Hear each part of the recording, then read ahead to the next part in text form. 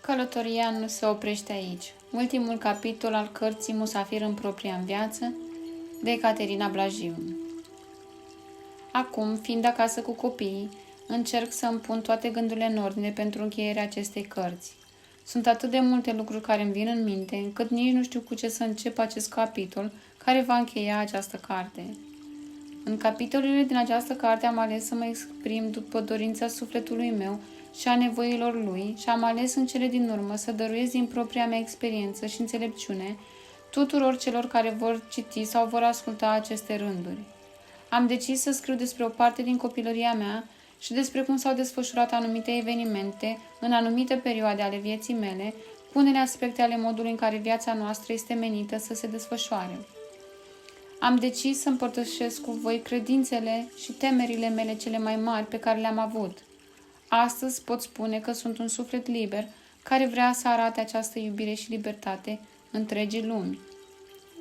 Sper că aceste rânduri în această carte mică să ajungă cu succes la acele suflete care au nevoie să le audă, la cei care cred cu tărie, așa cum credeam și eu, că viața este prea scurtă sau că norocul nu este pentru toată lumea. La cei care cred că pentru a avea bani și succes trebuie să fii ca alții care au reușit deja.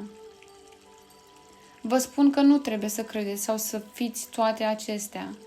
Puteți să vă faceți propriile cercetări cu privire la modul în care alții au reușit, dar nu încercați să copiați totul mecanic, pentru că nu va funcționa. Tot ce trebuie să faci este să te descoperi tu pe tine, să știi cine ești, ce îți dorești și unde vrei să ajungi, care sunt valorile și credințele tale și să fii autentic și unic. Toți suntem unici în felul nostru, iar motivul pentru care suntem în viață și pe această planetă este pentru că Dumnezeu, Universul, are un plan măreț pentru noi toți. Suntem cu toții ca o piesă de puzzle care se va potrivi doar într-un singur cadru. Doar urmați-vă inima și ascultați-vă sufletul care vă va ghida în această direcție. Cred cu tărie că oricine își dorește să își schimbe cu adevărat comportamentul, gândurile negative, un obicei prost, un job la care nu se simt apreciați, o relație toxică, etc., vor reuși dacă își vor schimba perspectiva din care privesc lumea în care trăiesc, dacă vor alege să se responsabilizeze pentru deciziile lor și vor alege să privească provocările și situațiile mai puțin plăcute ca pe niște lecții cu examene de treaptă înspre evoluția lor. Mi-am schimbat obiceiurile pentru că obișnuiam să spun că nu am timp, nu știu cum să fac, nu sunt suficient de bună, nu pot face activitățile care îmi plac. Mi-am dat seama că am fost tot timpul o victimă și nu este un sentiment plăcut. Am început să-mi schimb convingerile limitative în afirmații pozitive, lucrez cu ele și am început să simt diferența. Am învățat cum să gestionez gândurile negative, pur și simplu nu mă agăț de ele. Le percep din rolul de observator, dacă îmi folosesc la ceva, atunci le accept. Dacă nu, le las să se ducă mai departe, iar ele dispar. Iar acum îmi păstrez energia curată în tot restul zilei. Cândva mi era greu să mă trezesc dimineața de vreme și nu aveam deloc energie, iar azi este cel mai bun mod de a-mi începe ziua. Mă trezesc pe la 6 dimineața și încep ziua prin a-i mulțumi lui Dumnezeu și Universului pentru o nouă zi în care m-am trezit sănătoasă, uitându-mă la soare și inspirând aerul proaspăt de dimineață printre ciripitul păsărilor din grădina mea frumoasă. Aceasta este hrană pentru sufletul meu și mă simt atât de fericită doar pentru asta, iar restul activităților zilnice sunt o binecuvântare pentru mine. Să-mi văd copiii trezindu-se cu fețele lor mici și perfecte, cu sufletul lor frumos și inocent, aceasta este binecuvântarea mea. Să merg cu ei la școală și să observ alți oameni pe stradă ducând copiii la școală, este binecuvântarea mea. Să am timp pentru meditație și să-mi ascult gândurile și sufletul, găsind acel echilibru între ele, este binecuvântarea mea.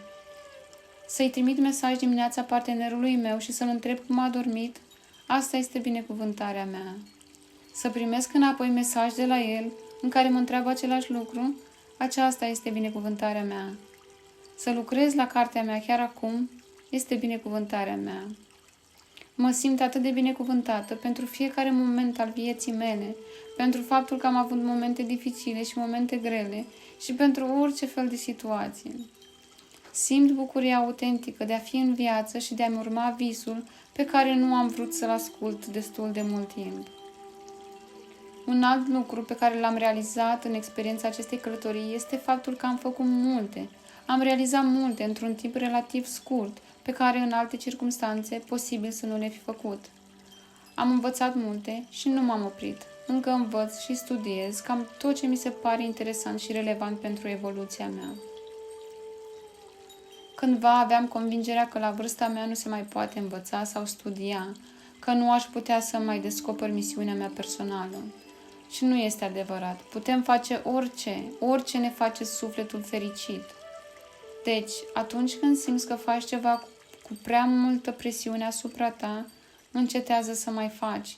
Nu este pentru sufletul tău, ci pentru ego-ul tău.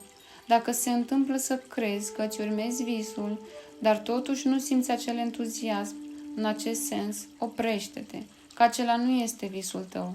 Cu siguranță este visul altcuiva care și-a dorit ca tu să faci asta și ți-a insuflat ca și cum tu asta îți dorești. Visul tău te va face întotdeauna să te simți liber și plin de entuziasm, să vizualizezi frumusețea lui, iar emoțiile acelea se vor simți de mii de ori mai puternice în inima ta. Acesta este visul tău, un vis care contribuie la fericirea întregii lumi din jurul tău, iar din reflexia unui suflet împlinit și plin de iubire, bucurie, iar acela ești tu și visul tău.